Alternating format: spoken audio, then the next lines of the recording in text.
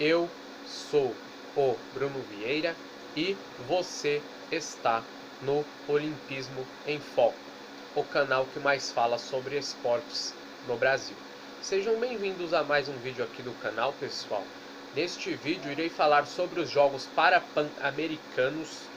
Tivemos aí o primeiro dia de disputas pós-cerimônia de abertura. Você que chegou aqui no canal agora, por favor, se inscreva e chama a galera que tem muito conteúdo bacana sobre o mundo esportivo por aqui. E vou dividir o vídeo em duas partes porque aconteceu muita coisa. Nessa primeira parte irei falar dos esportes que ainda estão em seus estágios iniciais de competição. No basquete em cadeira de rodas, tivemos na disputa masculina só jogos do grupo B, Estados Unidos 106, Porto Rico 35. O Jacob Williams com 23 pontos foi o cestinha do jogo. O Jacob Williams, que é um jogador de deficiência 2,5. Importante lembrar que no basquete em cadeira de rodas, a soma do time não pode ultrapassar 14 pontos. No outro jogo do grupo B, o Brasil passou o trator no Peru, 105-25. Vitória tranquilaça. O time peruano é bem deficiente tecnicamente, é um time que deixa muito a desejar tecnicamente. E o Brasil sobrou na partida, como esperado. O Brasil é aí um dos favoritos a ganhar a medalha. Inclusive, bom lembrar que o basquetebol em cadeira de rodas irá destinar cotas nos Jogos Paralímpicos de Tóquio. E o Gelson, que fez 20 pontos, foi o cestinha do jogo. O Gelson, que é um jogador que tem classificação deficitária 3. Na disputa feminina, tivemos vários atropelos. Canadá 83, Colômbia 6. Vitória fácil do Canadá. Canadá que é cotado aí para uma das vagas para os Jogos Paralímpicos. A Catherine Danders, que é uma jogadora qualificada com deficiência 4,5, fez 21 pontos.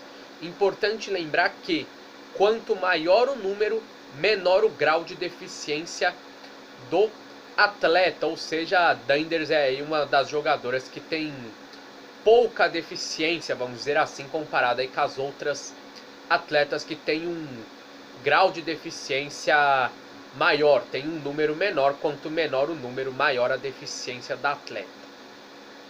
México 49, Argentina 63.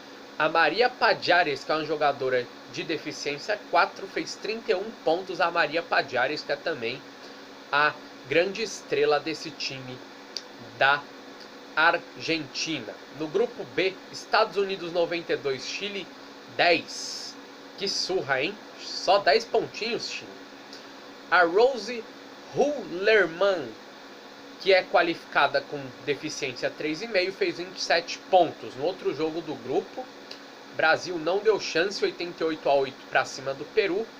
A Perla, que é uma jogadora de deficiência 2, fez 20 pontos.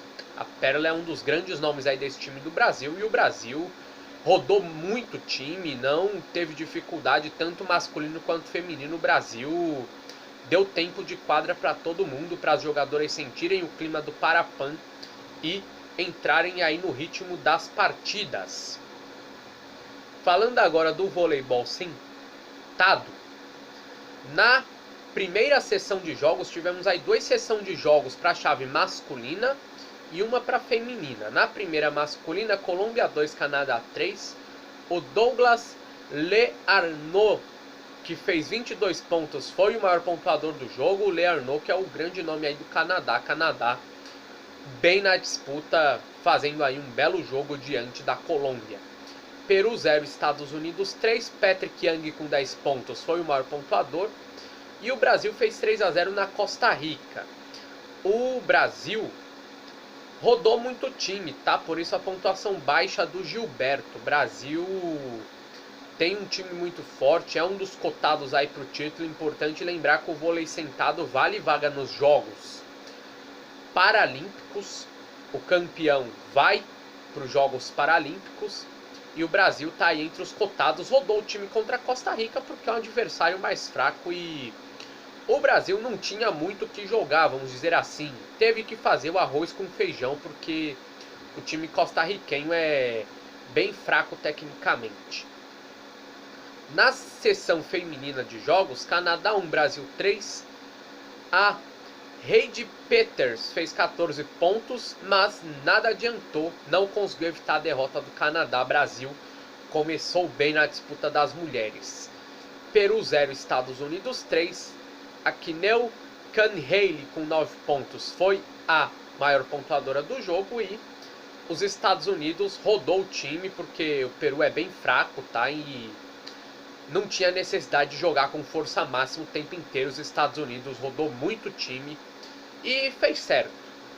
Uma competição como o Parapan, onde você tem adversários mais fracos, que é o caso do Peru, tem que rodar o time para todo mundo sentir o clima da competição, e é o que todo mundo que está enfrentando países mais fracos está fazendo. Na segunda sessão de jogos dos homens, Canadá 3, Peru 0, o Brice Foster com 10 pontos foi o pontuador aí com maior qualidade na partida, acertou mais, fez 10 pontos. Brasil 3, Estados Unidos 1, Brasil bem, o Gilberto com 16 pontos foi o maior pontuador do jogo, e o Brasil muito forte, é não à toa o favorito para ganhar a medalha de ouro na disputa masculina.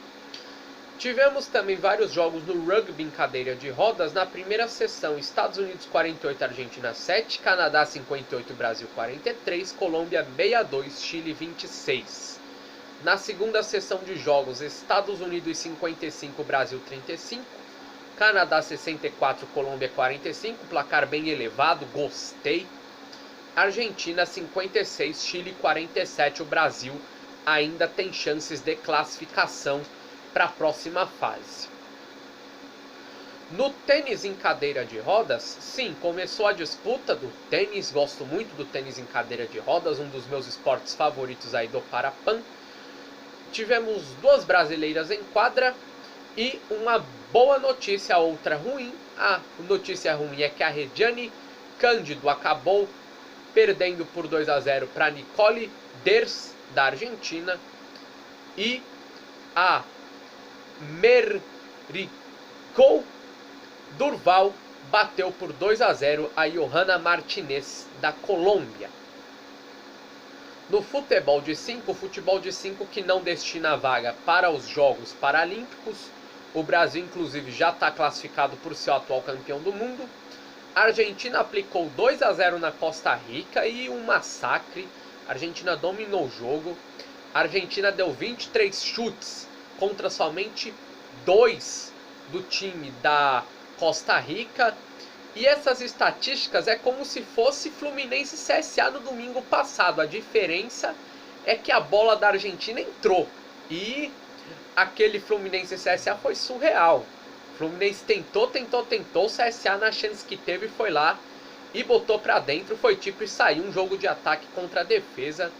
E a Argentina dominou o jogo. Fute 5, que é importante trazer um dado aqui, um que todo mundo sabe, é porque os atletas são cegos. O segundo é que qualquer um, vou colocar aí as aspas, pode ser goleiro de fute paralímpico, porque pelo regulamento da IPSA, que é a federação aí que regula o futebol de 5, a única regra aí que impede um atleta de ser goleiro de fute 5 é que ele tem que ter pelo menos 5 anos parados do futebol profissional, ou seja, ele aposentou, vamos dizer assim. Se um goleiro aposenta e quer entrar para o fute paralímpico, ele tem que esperar aí esse pedágio de 5 anos e depois ele pode jogar tranquilamente no gol.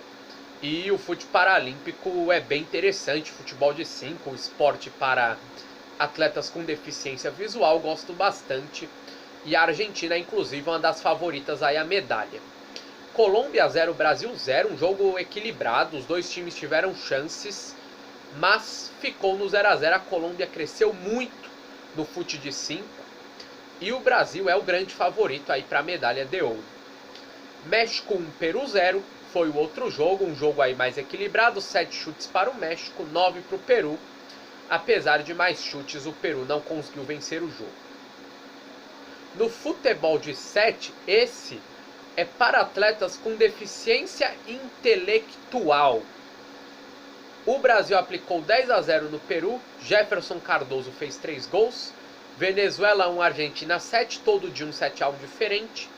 O Mariano Morana com 3 gols foi o artilheiro do jogo. Estados Unidos 5, Colômbia 0. Quem disse que norte-americano não sabe jogar futebol? Cameron Delilo e o Seit Dian com 2 gols cada um foram os artilheiros do jogo. É importante lembrar que o futebol D7 saiu do programa dos Jogos Paralímpicos por conta da polêmica se os atletas têm ou não deficiência intelectual. Essa é a grande questão do futebol de 7, por isso saiu aí do programa dos Jogos Paralímpicos. Inclusive os esportes com deficiência intelectual, que tem aí o maior escândalo da história, né, dos Jogos Paralímpicos, a Espanha no basquete em Sydney 2000, e que, enfim, a equipe da Espanha jogou sujo. 10 atletas do time não tinha nenhum tipo de deficiência. É importante falar isso porque é algo que as pessoas da época ficaram chocadas, é algo que choca até hoje, né? Enfim, um time aí mentir, mas espero que não tenha nada disso no Parapan, e não vai ter não.